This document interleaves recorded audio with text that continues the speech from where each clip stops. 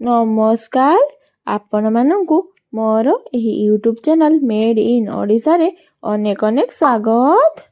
आपण माने तो माछ रे ढेर प्रकार आइटम खाइथिबे।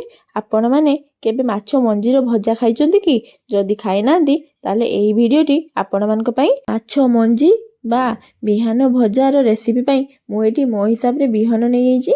आपण माने आपनक हिसाब रे बिहन नै जिबे। मु एठी 300 पाखाबोकी बिहन नै छि। आपण माने चाहिले अधिका किबा कम भी नै परिबे। एबे देखंतु मु एही बिहन को भला भाबे धोई नै छि। आपण माने आपनक हिसाब रे धोई नेबे माछ मंजी बा बिहन को। एबे देखंतु माछ मंजी की बहुत भला भाबे धोई सारिया परे ताको एबे आमे भला भाबे भाजी नबा। सेति पई मु एठी करेई को भला भाबे गरम करी सेतिरे मु सरिष तेल ऐड कर नै छि गरम होबा पई। सरिष तेल भला भाबे गरम हे जिया परे मु सेतिरे किछि कटा पियाज रखि नै थिले। एबे सेही पियाज को भला भाबे तेल रे पके नबा। मु एठी मो हिसाब रे पियाज नै छि गोटे। आपण माने आपनक हिसाब रे नै परिबे पियाज। एबे सेही पियाज को भला भाबे तेल सहित मिसै नबा जहा फल रे कि पियाज बहुत भला भाबे भाजी हे परिबो। एबे देखंतु पियाज सहित मु सेतिरे किछि ऐड कर नउछि कंचा लंका। मु एठी मो हिसाब रे 2टी कंचा लंका नै छि। आपण माने आपनक हिसाब रे कंचा लंका नै परिबे।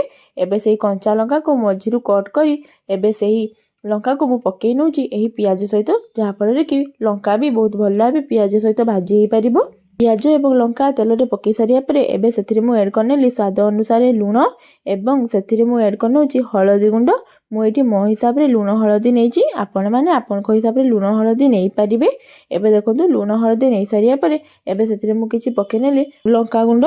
आपण माने आपनक हिसाब रे लंका गुंड पके परिबे। आपण माने चाहिले पकेबे नल ताको स्किप भी करि परिबे। एबे सेतिरे मु पकेनेली 1 चामच धनिया गुंड। एबे से सब को भला भाबे मिसै नेली पियाज सहित जहा फल रे कि बिहान भजारे तार टेस्ट बहुत भला आसीबो। पियाज एवं कंचा लंका तेल रे भला भाबे भाजी हे जिबा परे आमे जो धोई रखि नैथिले बिहान को एबे सेही बिहान को पके नबा एही पियाज एवं कंचा लंका सहित।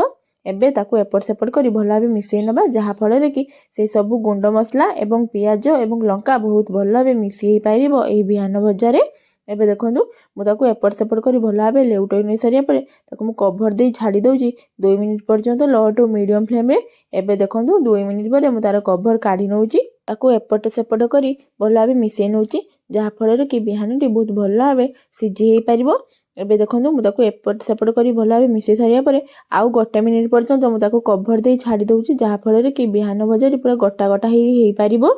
एबे देखंतु 1 मिनिट परे मु तार कवर काढी निची पुणी ताको एपट सेपट करी भला भाबे मिसै नबा। आहुरी ताको भला भाबे एपट सेपट जत्ते भला भाबे करि परिबे सेत्ते भला भाबे माछ मंजी बा बिहान भजाटी हेई परिबो। आपण मानकु बिहान भजा खाइबा पई भल लागे कि नै कमेंट माध्यम रे निश्चय जणाइबे। एबे देखंतु मु एही बिहान को एपट सेपट करी भला भाबे मिसै सारिया परे आउ 1 मिनिट पर्यंत कवर दे छाडी दउची।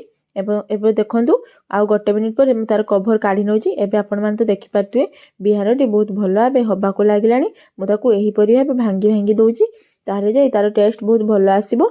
एबे देखंतु बिहान भजा हमर टिके टिके रेडी हबा को लागिलानी। सेति पई मु एठी किछि चिकन मसला ऐड कर नउची एही बिहान भजा रे। एबे देखंतु हमर परफेक्ट भाबे बनि गला बिहान भजा बा माछ मंजीर भजा। मु ताको गोटे प्लेट को सर्व कर नउची। आपण मानक आड़े माछ मंजी को कौन बोली कहती कमेंट माध्यम रे निश्चय जणाइबे। आमर एपटे माछ मंजी को बिहन भजा बोली भी कहि पारंदी। आपण माने आपनक हिसाब रे कौन कहती कमेंट रे निश्चय जणाइबे। एबे देखंतु हमर परफेक्ट भाबे बनि आइची माछ मंजी बा बिहान रो भजा। आपण मानकु माछ मंजी खाइबा पई भल लागे कि नै कमेंट माध्यम रे निश्चय जणाइबे। आउ आपण माने भी थरे एही परि भाबे निश्चय ट्राई करंतु माछ मंजी बा बिहान रो भजा।